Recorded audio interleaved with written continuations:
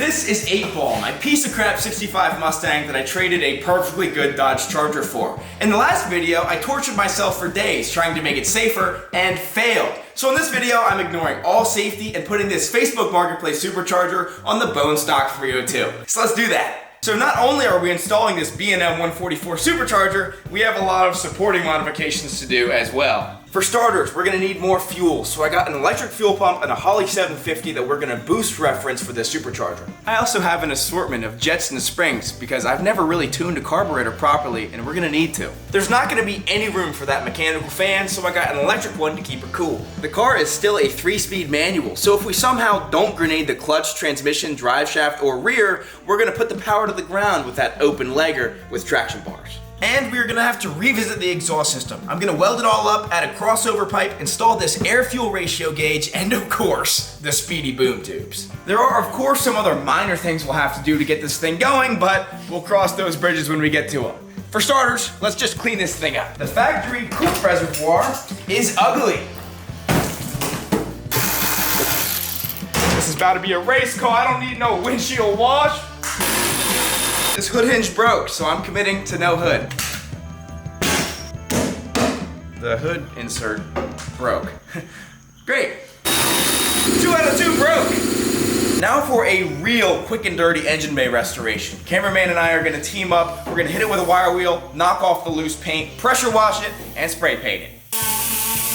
The Amazon tripod loses another leg.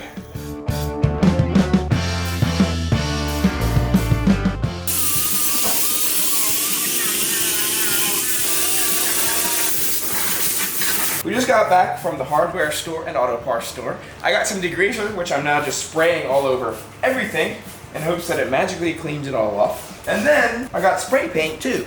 You do the math. Everything is now pretty well soaked, so we're gonna back it up, let it soak for a few minutes, and then pressure wash it off, and hopefully that's clean enough.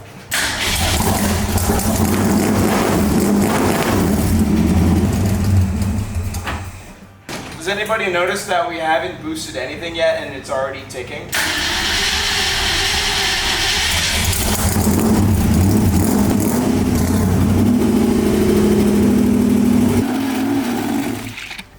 Remember the brake problems from last video?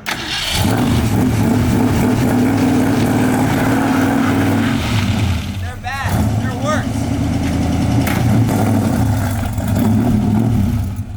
I give this engine about 2 minutes of blower time before it explodes.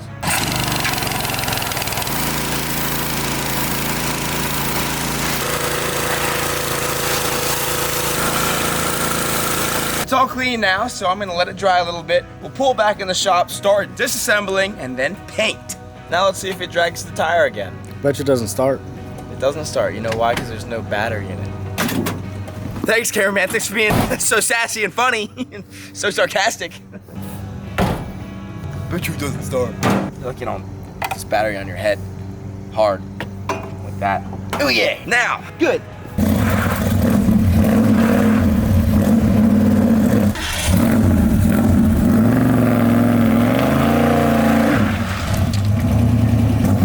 Forward is fine though, so we can still drive it.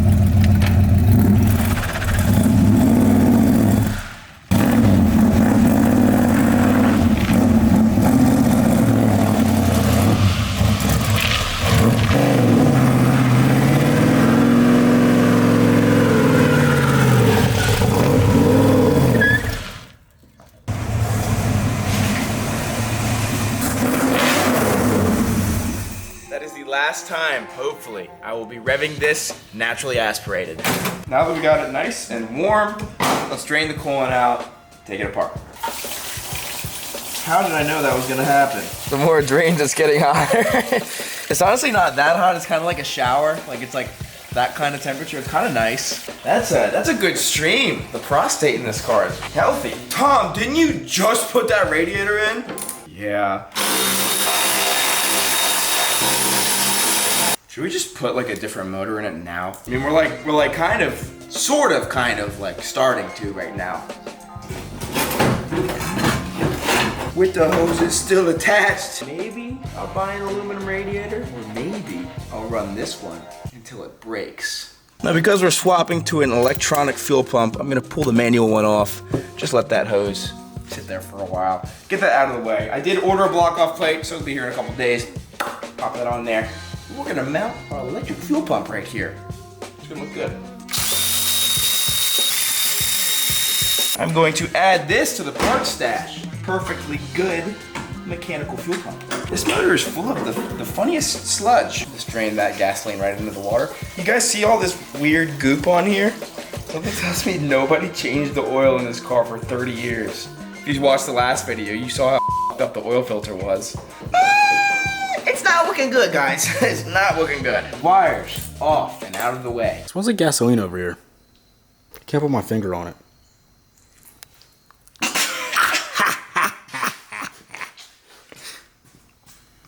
Come on now. Come on, we got along so well last video. We fixed you. Why are you being so fighty? Why are you acting a little bit stuck? There we go. That's like mud. This thing went so long without an oil change. If any of these manifold bolts break, I'm replacing the entire engine.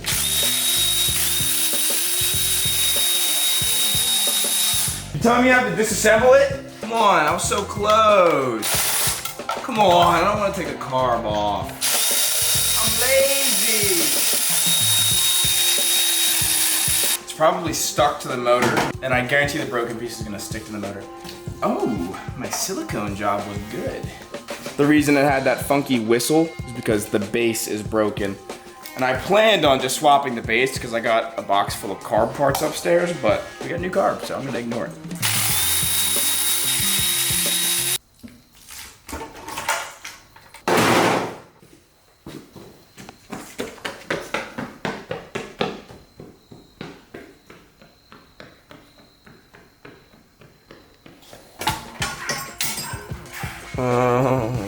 It's not that bad, guys. Not that bad. You better keep me off Marketplace, dude, because if I find a clean roller 5 liter with a cam in it. But right now, I'm just getting all of these wires out of the way so we can prep this real quick and just shoot it black. It'll look significantly better and be a nice starting point for when we assemble in a couple days. What, dude? I'm prepping it for paint. Definitely not trying to commit arson. Cameraman and I briefly prepped this engine bay, so we're gonna roll it out to the paint booth outside and spray paint it. Should we do it right next to the white vehicle? Don't. Patreon only. I'm putting so much care and effort into this paint job. This makes painting anything on a car so easy, by the way. I might let it run up onto the fenders a little bit, you know, clean it all up. Paint the tops of the bolts, get it all over the valve covers and the headers. Paint the blue motor black on accident, and then in turn, paint the entire thing black to cover it up. Anything can happen. Or we just go on Marketplace, we find a better motor, paint it nicely. I didn't get a big enough piece off. And ready. For this job, we are using Ace Hardware's finest, semi-gloss black. It's not gonna look good, but it is gonna look better.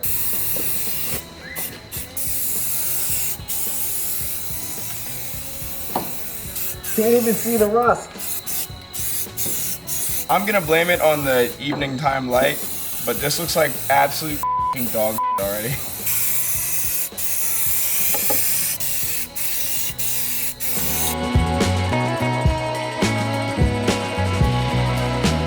And that's done.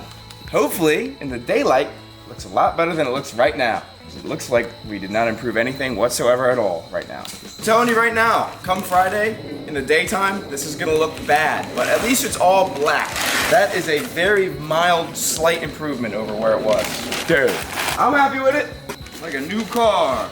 We'll have to see on Friday how that looks. We're back. It's a new day, and I have not seen this engine bay yet. So let's see how it came out. Ooh. Well, it looks a little better if you're blind. Is this leather? It looks leather. Honestly, it's one uniform color now, which is a little better. Show the people. Some came off. It came with me.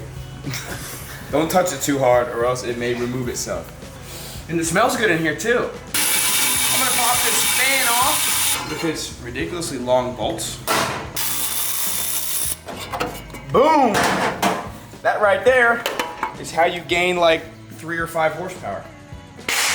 While I have these here, may as well transform them real quick. You want to be sure to paint in the grooves too. Adds a new grippage for the belt. Touch up the crank pulley while I'm down here. Don't fret. I'll hit the alternator real quick while I'm here.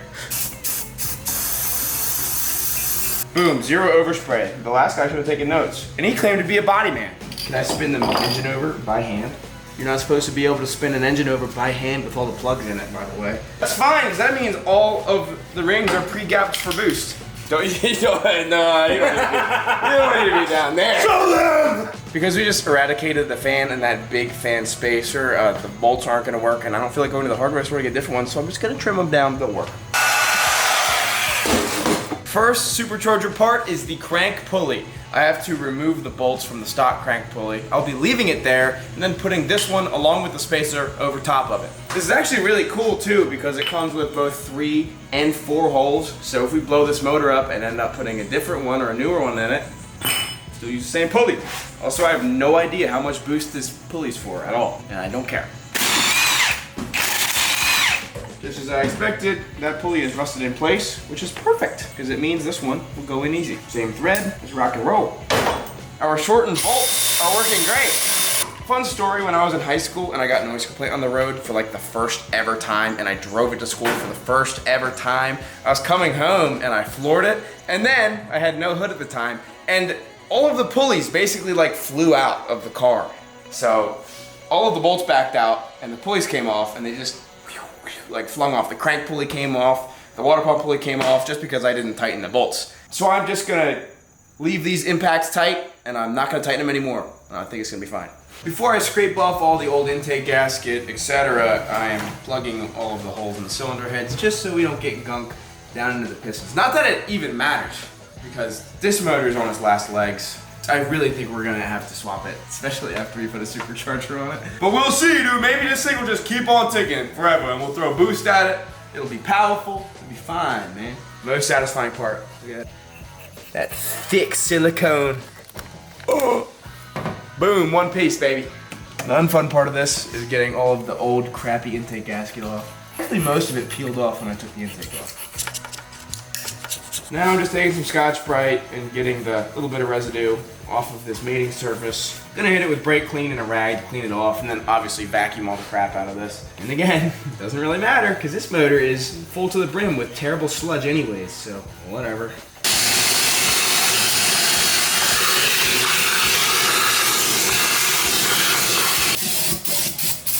Surface prep. This is all the care I'm putting into it. And that is pretty good. Why don't you take a gander in here and see how sludgy it is? Specifically in the cylinder head areas. You see this right here? That's bad. Now it is time to install the supercharger on the engine. But before we do that, as you can see, this intake and the supercharger itself are both filthy, and we have to get the old gasket off. So cameraman and I are gonna team up, get this super nice and cleaned up, and then we're going on. We have scrubbed the top portion, the actual supercharger, with some degreaser. Now we're gonna hit it with brake clean. I think it's gonna look good. Damn, maybe we'll paint it, dude.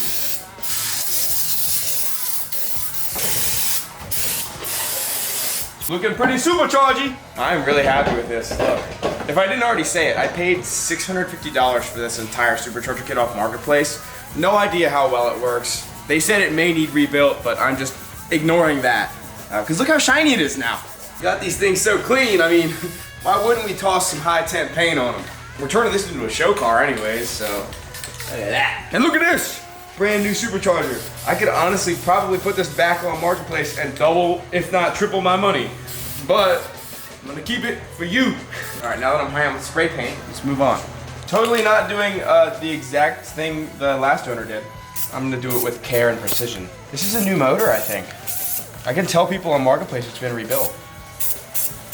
I don't know why, but all the paint I'm using on this car is like sending me back. It's making me nostalgic.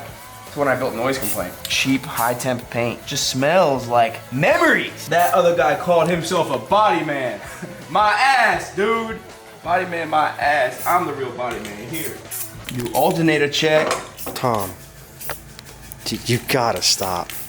I'm literally improving the appearance of this car, okay? We are now ready to install the supercharger. So I'm putting silicone around the coolant ports. I'm gonna goop up the front intake seals and then we're gonna pop it on. It's gonna look so awesome. For the intake seals, you don't use the ones that come in the package. You just goop it up with silicone a whole lot. This looks like a night after Taco Bell. All right, I think that's gooped up enough. Time to lay on the intake. Let me take the dirty ass gloves off. Freshly painted, looks brand spanking new. I'm gonna torque this intake to 10 foot-pounds and then 22 foot-pounds because they're iron heads. And I have the sequence pulled up online because I don't remember it. And 12. Now, gotta torque them again to 22. 1, 5, 6, 12. It's time. Supercharger. Oh, that's it. The nice thing about the ugly car. It's good. So this bolts are real long. Time to torque this to 13 foot-pounds, said. Fun fact, I've never put a supercharger on a vehicle that didn't have one already. And supercharger is installed onto the top of the engine. We have found that the pulleys do not line up. I don't know if the previous person had this on a roller motor or something with a different front accessory drive, but it simply does not line up. As you can see, the flat face of the crank pulley for the supercharger is completely not even with the actual supercharger pulley. Might have to do some creative machining. Crank pulley comes back off. We might be double spacing it. We've done all that we're gonna do tonight, so let's just get a little bit of glory. Set that Holley on there. There are currently 2 spacers on there just to clear this little fuel line here, but for a little teeny weeny baby supercharger and single Holley 750, this thing looks crazy. When you look at it from the side, it looks goofy. You gotta look at it from the, no. You can only look at it from the front. That's how it looks fast. If you're subscribed to the Patreon, you might remember the Mustang, which had the scoop on it. Look how tall that is. Don't worry, before you click off this video because you think I have severe mental problems, I'm not gonna put that on there. That looks terrible. Hey guys, it's a new day and it is time now to assemble. Instead of looping these motor hoses, I'm using lug studs to plug them because it just looks super professional and clean. Look at this. Wow, Tom, good job, Tom, amazing. It's not even like there's much coolant in there, but done. Thermostat housing. Slide on in here real naturally. And that looks like a heater bypass. It is not routed the most beautifully, but I think it'll work. We've got the heater box plugged, bypassed. We're not gonna toss the rat in quite yet because we gotta get to that crank pulley still. So let's mess with the fuel system. I got this 2-inch carb spacer at a swap meet we went to, along with some other parts, which you'll see soon. New carburetor studs. Wow, I made those long. Damn, I'm stupid. Now I'm gonna work on this Holley 750 that I got on Marketplace. I'm aware it's probably too big for the application, but it's shiny, so I'm not gonna worry about it. Now this is a 750 with vacuum secondaries, and the secondaries are what we're focusing on right now. So this carburetor needs boost reference. Now what's boost referencing? I don't really know, but I read about it on some forums, so I'm gonna try to teach you after paraphrasing it. Now, boost referencing has to do with the power valve in here and how it gets a vacuum signal to open those secondaries up. So when you're just cruising around, you only need these front 2 barrels to supply the fuel and air, but when you punch it, you need more air and more fuel. Especially on a supercharged application, you don't want to run lean. So what we have to do is modify how this gets a vacuum signal, because if we just hook this up like a normal NA carburetor, the vacuum signal will get super muddled underneath that supercharger, so we actually have to plumb it straight from the carburetor to the intake below the supercharger. Now in order to do this, I'm gonna have to modify this carburetor and drill a hole in it and probably destroy it because I don't really know what I'm doing, but we're gonna try and do it properly. Now, in this piece of the carburetor, we have the power valve. This is what tells these secondaries to open up. Now, when we look in here, this little tiny hole in there, that is the vacuum port that tells the power valve to open. Supplied from, I think, this fitting. I don't really know, I think. However, because we're modifying this, we are going to be plugging that hole and then actually drilling a hole straight from the outside of the carburetor right in here, boom, and then that is gonna go to the intake manifold. So hopefully I can do it nice and straight and clean. We can plug that off. We can use JB Weld and do it wrong. It'll be great. I'm taking this base plate off so we can drill it better and cleaner and easier. Should probably use a drill press, but I'm not gonna. Base plate off. Now we can drill a hole right here, boop, right in the side. It'll be perfect. I'm gonna do it right the first time. It's not gonna be hokey or bad. What I'm gonna do is drill a 3/16 hole right here and hope that I'm doing it right in the right spot and I don't completely destroy this carburetor. But it was like 200 bucks. It was used. So, it's gonna be perfectly straight. Doesn't appear I've opened up any orifices that didn't need opened up. That should work.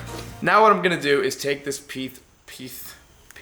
Okay, Mike Tyson. What I'm gonna do now is take this piece of 3/16 brake line, put it in my new hole, and it's set in there nicely, about like that. So what I'm gonna do is JB Weld that little crevice in there around it, give it a nice seal, and I'm gonna plug the original power valve hole, also with JB Weld. Bend over. Cheers to cameraman. Bend over. Cut. I am concocting some JB Weld to seal all this up. It should work well. So what I'm gonna do is take this brake line out.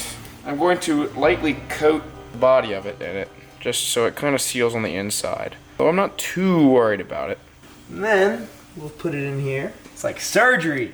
Don't take my advice also, don't follow in my footsteps. I'm probably doing this wrong. The comments are gonna be filled with all sorts of old school carburetor guys that are calling me All sorts of mean things, but it's alright. We'll figure it out. I'm now using my expert JB Weld applicator, this old pencil. Clean and sealed up. You can call me a carburetor genius after this, man. I'm actually pretty happy with this. If you look in there, I don't even know if the camera will pick it up, but the hole is sealed up fairly clean, and my piece of brake line is also sealed up pretty clean, so. I have faith that will hold, because JB Weld is tough shit. And I'm gonna let it dry for 2 days. What I'm doing right now is jetting the carburetor up 10 sizes, which is basically what everybody online has done. I know it's a 750, so it's probably already too much fuel for the motor, but with boost, I'm gonna play it safe. We're gonna go up 10 sizes. It had 72 jets in it, so I'm going with 82 jets. Should be fine. You know, it might run like crap, but it's better to do a pool running rich than it is running lean, because I don't wanna melt a hole in the piston. So we will set these 72 jets aside. And we'll let this carburetor rest because we're not putting it together yet. Now that the carburetor is done for today, let's mess with the fuel pump. We got rid of that mechanical fuel pump, and so I got this block off plate to block it off on the timing cover so it won't leak oil. So I'm adding just a little skim coat of silicone here. And I will take this block off plate and put it on here. And then I'm gonna do something crazy. I'm gonna tighten the bolt. Tighten and tighten. Crazy install. Look how sweet that looks, guys. Oh my gosh. Declan, are you gonna be okay? I can't believe you tightened those bolts, dude. Now for this electric fuel pump, I did not go with the $200 some Holley. I got the eBay version. That was like $90. This is a 97 gallon per hour electric fuel pump. It should work, unless it doesn't because it's really cheap. But I'm gonna put it right here. We're gonna plumb it all in. It's gonna look great. Installed and grounded at the same time. It's so tight. We have an inline fuel filter here, and I will say, if I had an ounce of real care or respect for this car, I would do like a full fuel system with AN lines and a return system.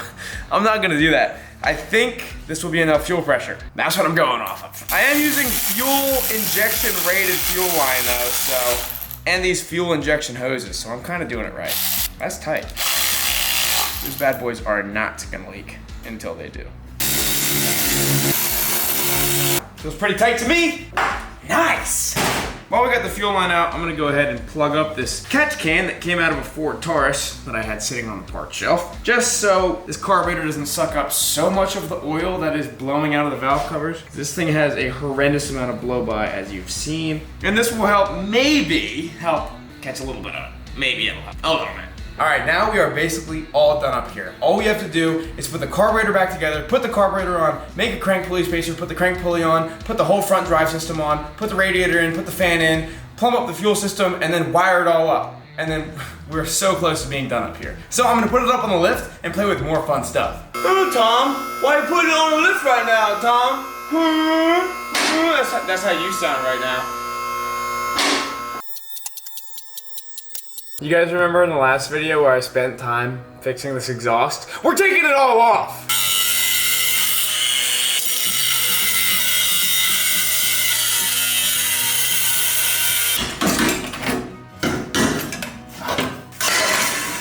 Now the reason I've removed that exhaust is that I just have to install my brand new Speedy's Equipment boom tubes. This is my very own exhaust company and we have just launched these polished stainless steel NASCAR style boom tube tips. They're going to look absolutely ridiculous coming out of this thing.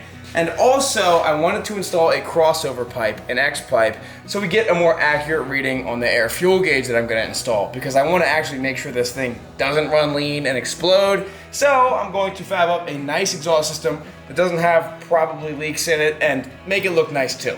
I'm going to be installing this random X pipe that I found on the parts shelf. It should work really well. Let's put it on. What were you looking at right there? What were you looking at? What were you looking at just now? On second thought, I think it'll be way easier to adapt the headers to this X-pipe like this, and it also will set the X-pipe closer to the motor, and then we can plug the air fuel gauge right here and get a nice accurate reading on it.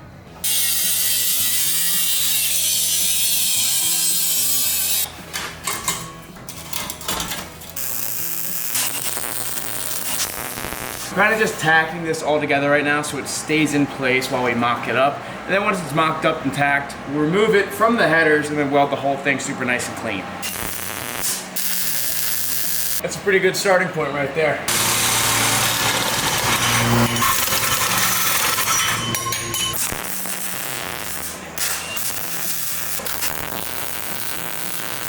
Minus a hanger, we are done this side. Let's finish the other one. It's like I was welding the camera.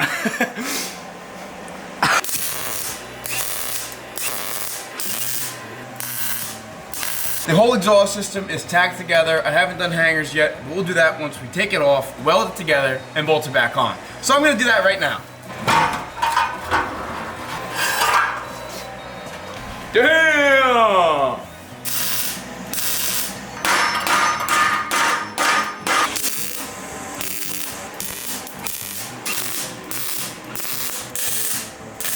Ignore the fact that I had to fill a bunch of holes that I blew because this is thin metal. Oops. Never have I said I'm a good welder, okay? Before you comment, I've never, ever said I was a good welder. Never bragged about it, never even spoke of it, okay? I'm not the best welder, but that'll hold. There's no leaks. It looks half decent, I think. So I'm gonna let it cool off and then we're gonna put it on the car.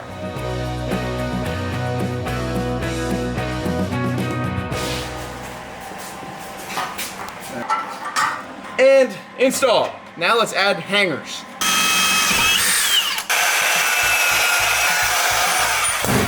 Now you might ask, Tom, what the f are you doing with all of this flat stock? You'll see in a sec. You guys putting together what I'm doing yet? Making easily installable and removable hangers. Knowing me, there's a pretty good chance this thing's gonna explode the moment we drive it, so we're probably gonna have to take this exhaust pack off. Normally, I hate exhaust hangers welded straight to the frame, but in this case, it's pretty heavy, so I want to make it super durable. So we have these here, and I'm probably gonna weld them something like this. They are layered in a way that we can drop this exhaust down, and it'll come out easily, and then we can place it back up the same way. So I just have to prep this surface on the frame, and then we'll weld it on both sides.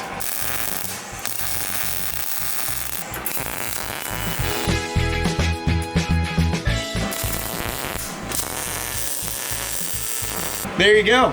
For those of you that may install these boom tubes at home, a piece of flat stock, a drill bit, and a welder, that is sturdy.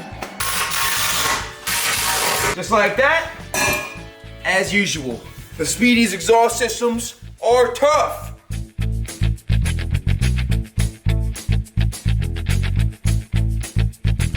Now that we're finished welding, I'm gonna replace these old, dilapidated fuel lines with just some new ones because we can't have any fuel problems with this blower. This is gonna be a mess. This is why I waited to do this. Oh, it's getting worse. Oh, it's getting worse. It's in my armpit. What happened? Oh, God. Yo, somebody strike a match real quick. Come on!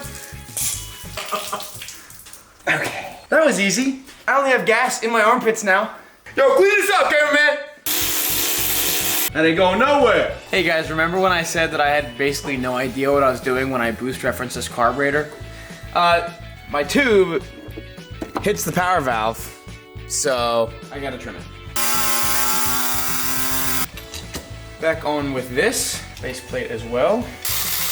The carburetor is back together. I did have to re-bend our little tube here, and then I added some more JB Weld on the inside because I twisted it around. So good thing is this thing's not gonna run for a few days, so it'll dry, it'll be fine. And now we can pop it onto the car. Because we are supercharged, I don't want any air leaks, so a little bit of silicone on here. Wouldn't normally do it, but Booyah, baby. Real good. There's my fuel on that. Almost forgot about it, to be completely honest with you. And it is a integral part of this process. dude, we have like a hair of clearance in between the fuel fitting and the supercharger. It does clear, like there is a gap. It's just very, very slim. Shall now hook up the fuel line. You guys notice that we have not taken the valve covers off at all this entire process, and we're doing that on purpose so that we don't see things we don't want to see. This fuel line might look dumb, but I have a plan. I want this clearing the distributor. Not rubbing on anything. Right here looks a little goofy. I'm well aware, but this is the only way I can route it for it not to kink. I should have probably planned this better before I put the fuel pump right there, but you guys know me. I don't plan things. I'm gonna do some clever zip tying here real quick.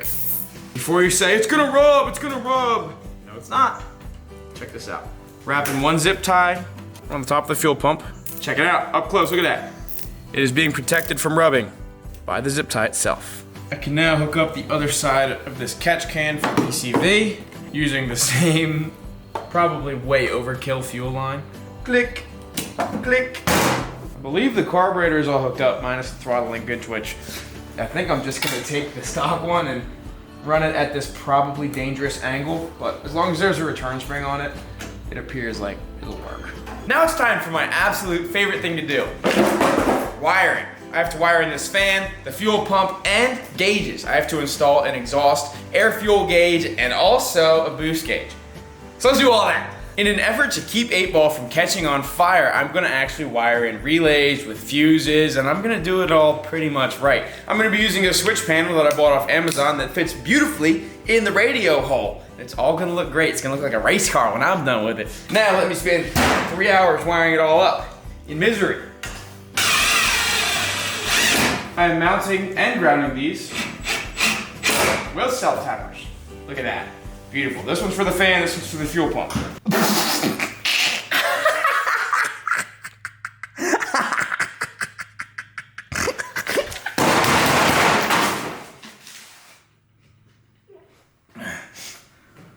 I care so much about this, I'm even using cheap wire loom.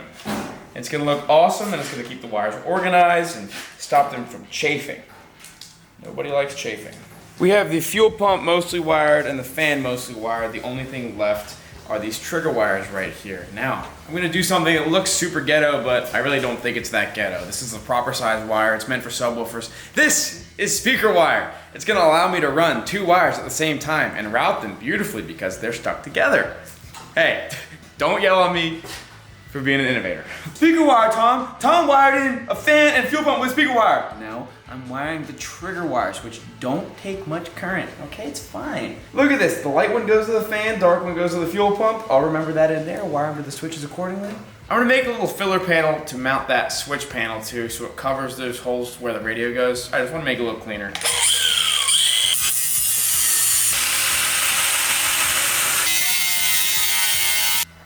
I'm marking all the holes needed to be drilled to both mount this panel to the dash and mount the switch panel to this panel.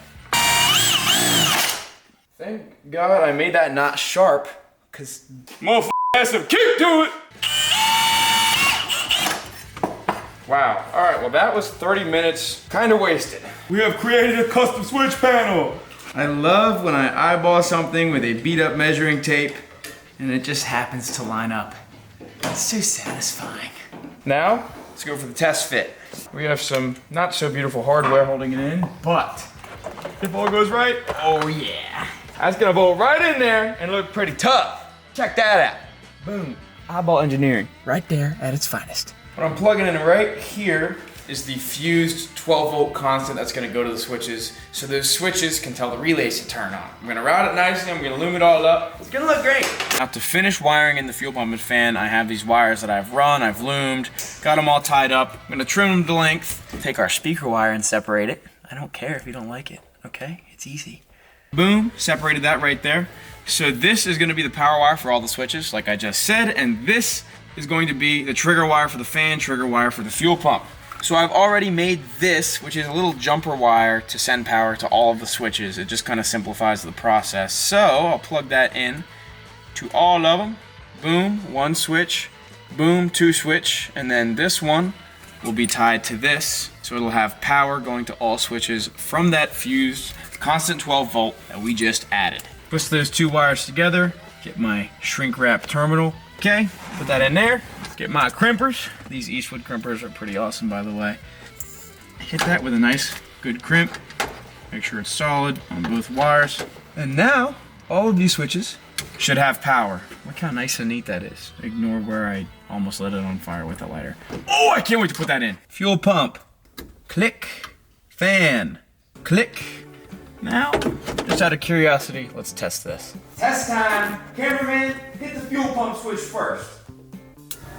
Okay, good. You got a fuel pump. Cameraman, hit the fan switch. Look at that. It's blowing. Dude, it can probably fly. Probably let it. Distracting myself from the more important job of wiring and gauges to add labels to my beautiful switch panel. Fuel pump, fan, and accessory. Oh, this looks so professional. Ready? I hear a fuel pump. Ooh. I'm really sorry to do this, guys, but it's time. This steering column horn, it has to come off. For a very good reason. Wow, that's actually really satisfying because this old tape has bugged me since I bought it. We're gonna be installing two auxiliary gauges, an air fuel gauge and a boost gauge. These are the only two I'm installing. I'm gonna ignore the temp gauge, the oil pressure, all the important stuff. I just wanna know if this thing is about to run lean and melt a piston or if it's over boosting and gonna blow up.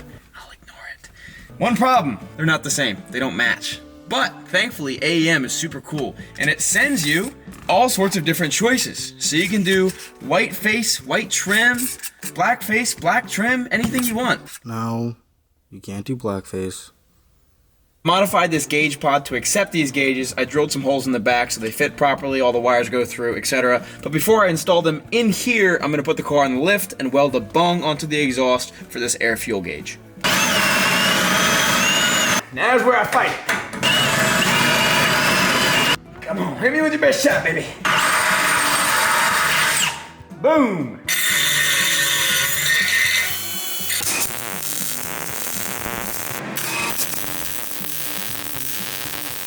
O2 sensor can now go in. Never thought I'd put an O2 sensor on a carbureted Mustang. Nice and tight, boom. We will route this safely so it doesn't get all wrapped up in the transmission or e-brake or anything. Go over here with it, keep it in a safe zone. Tie that up right there, so it's not gonna hit the exhaust. Now we take the rest of the wiring, which is actually already nicely tied up, thanks to AEM. I'm gonna run it through the shifter hole and then just tie it away from the shifter when it's inside. I think that'll be fine. AFR gauge is plugged up. Let's see if it powers on. I wired it to the accessory gauge because I know it's fused. I'm not scared that it's gonna catch on fire, so I might wire other gauges to that in the future. Oh, look at that. Whoa, good job, Tom. Now, how are we gonna mount these two gauges right here, Tom? Nothing more than the Rally Pack gauge cluster that I bought off Amazon that is clearly 3D printed and kind of ugly up close, but it's gonna look super badass right here. The gauges are gonna fit perfectly in it. I've drilled it out to make them fit. So I'm gonna do some nitty gritty stuff off camera. I'm gonna plumb up the mechanical boost gauge. I'm gonna get these gauges installed, bolted on, ready to go so that we can finally move on to getting this car fired up. Today's the day where we fire this car up. I spent some time on my own buttoning some little things up. I got all the gauges hooked up, including a tack. I've got the distributor in, it's on top dead center, and I picked up this custom machined pulley spacer for the lower pulley. Our good friend Mike is a machinist and he cranked this out over the weekend, so we can now fit up the lower supercharger pulley and get this thing started. So let's get on it. First things first, on goes this lower supercharger pulley and this beautiful spacer. I also went to the hardware store and was lucky enough to find the right length grade 8 bolts. Woo, baby. Okay, I might have been wrong about the perfectly sized bolts, but that's what washers are for. 40 foot-pounds on the crank pulley. Beautiful. I got one bolt holding this tensioner in, so I'm gonna pull it up and get that other bolt started. Boom! How we looking? I'm not sure if the radiator hoses are gonna fit. We'll see. I will now install this cooling fan on the stock radiator and see how long it takes to overheat. I've reversed the plugs because I'm doing a push fan instead of a pull fan. So, in she goes. Boom. Plop it down in here. That almost doesn't fit. You got a stuck one? Can we unplug that and reroute it under that? Man, you smart, dude. You're paying attention. It was really bugging me. Did I ever tell you that I fantasize about you? That's pretty cool.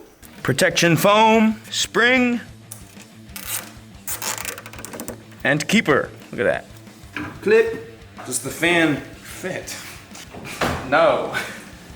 However, if I do some light trimming, it will. I sanded it off and just restoring it real quick here. Look at that. Brand new. Now, does the fan fit? Well, that sure is mighty close, ain't it? This will, in fact, work. Beautiful. Radiator hose is going to work. Routed a little bit oddly, but I think it'll be all right. For the coolant overflow, 8-ball Coke.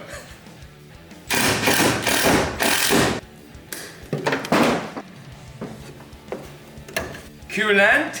The next step is spark plugs. These are the plugs that were in the car. They're a heat level 5, which is a little hot for something boosted. So I have heat level 7, which are colder, on the way. They just won't be here for a few days. So I'm just gonna gap these to 28 thou, which seems like a good number for low boost, which I think this is low boost. It just seems like a safe all around number. So I'm gonna gap these. Hopefully they work, and we'll toss them in.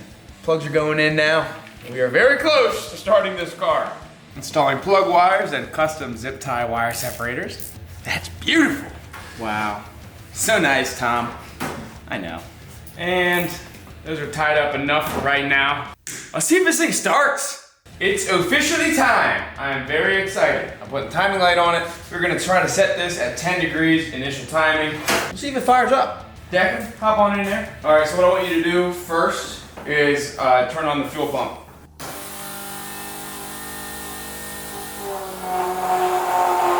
We got pressure. Oh, stop. We also appears we have a stuck float. I'm gonna pop the back bowl off of this and see what's stuck. So much for the fresh paint on the supercharger. Our float is currently not allowing hardly any fuel in there, which is strange. I might take it apart and make sure nothing's stuck. Something is telling me it's stuck. Found the culprit. In our carburetor drilling, a piece of metal made it in here and got stuck. I should have thought about that. I probably should have taken the whole carb apart to avoid this problem, but I didn't, and I'm not gonna. So I'm just gonna get this piece of metal out and then we're gonna start it. And that should be fixed. Declan, hit the fuel pump again, please.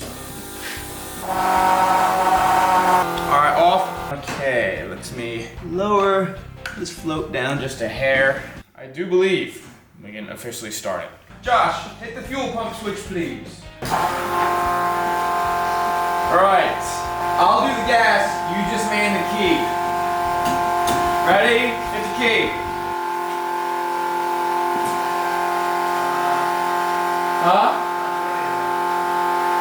I might have done some backwards wiring.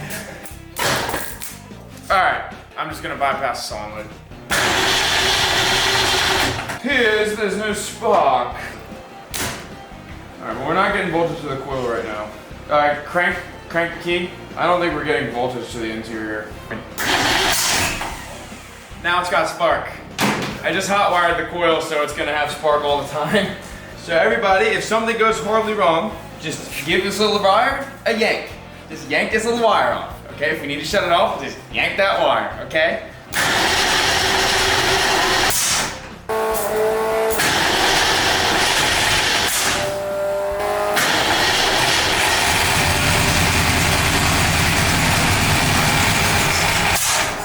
Well, it started, but it does not sound good. It does not run very good.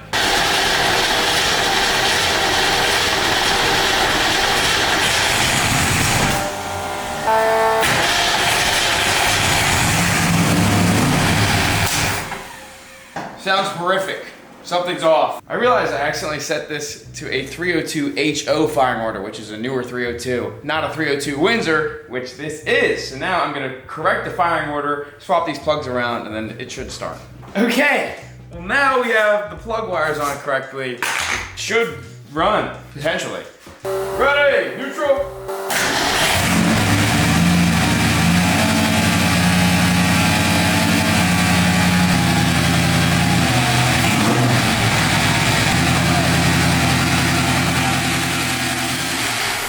This supercharger sounds horrible, so that's cool. All right, well, we got it set at 10 degrees initial. I'm gonna take the vacuum advance off. Ready?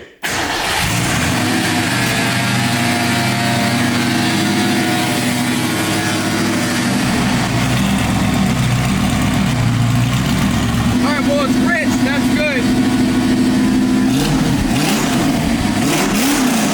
Oh my God.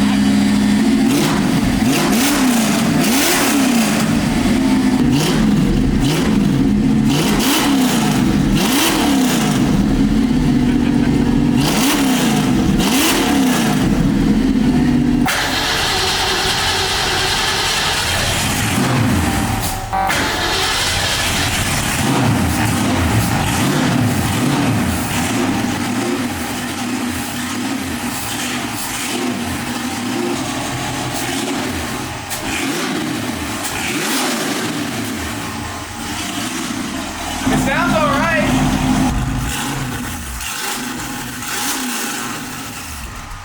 That sounds awesome. We're just gonna go for a quick spin, even though the brakes hardly work and the suspension is no better than it was last time. How long until the clutch, transmission, or rear completely give out? Wait, real quick, before we leave, do we have the battery cable to start it? No, we don't. That's actually a really good point, cameraman. I totally forgot that. This thing doesn't start? It doesn't work. These are the only two tools I'm gonna bring. You know, we got our starter cable and we got a pair of pliers, because you can never go wrong with either of those. I can't believe we're driving 8-ball.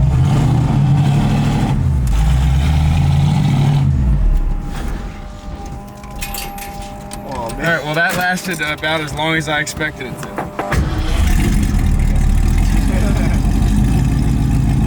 It's already got so much blow-by.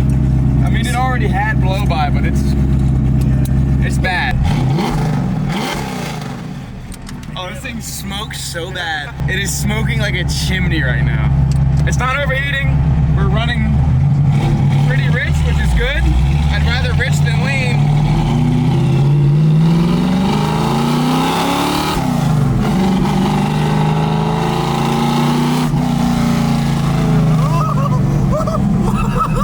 The brakes are so bad.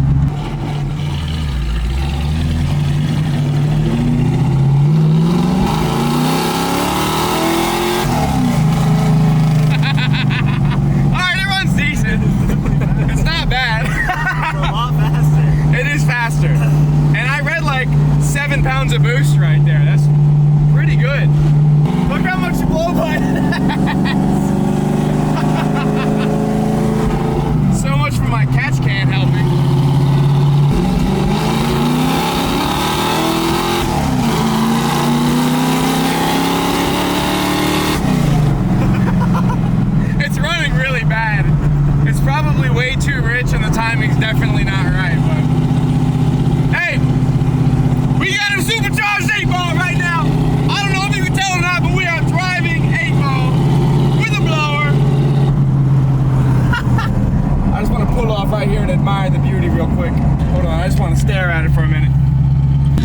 to this camera.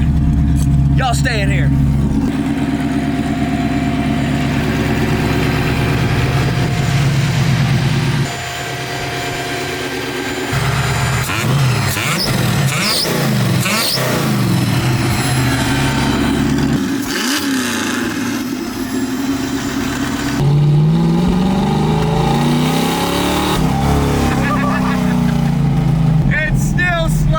Faster than it was.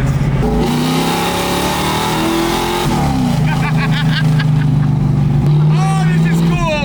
Oh, this is so cool. Oh, it's getting a little hot. Alright, well, she's a little bit warm. And the AFRs are all over the place. It keeps getting leaner. And it is burning so much oil.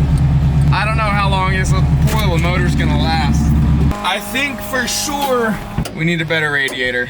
That fan is not pushing much air at all through that crappy beat up radiator. That's why it's getting a little toasty. This video won't be complete until we install the crowning jewel right here, the funnel. 8-Ball has definitely turned a new leaf into something much cooler. I don't know how long it's gonna take me to dial it in and make it right, but at least it's really cool. And we have a funnel. That looks pretty tight. I don't know what to tell you, that looks pretty badass. This is basically a Hellcat.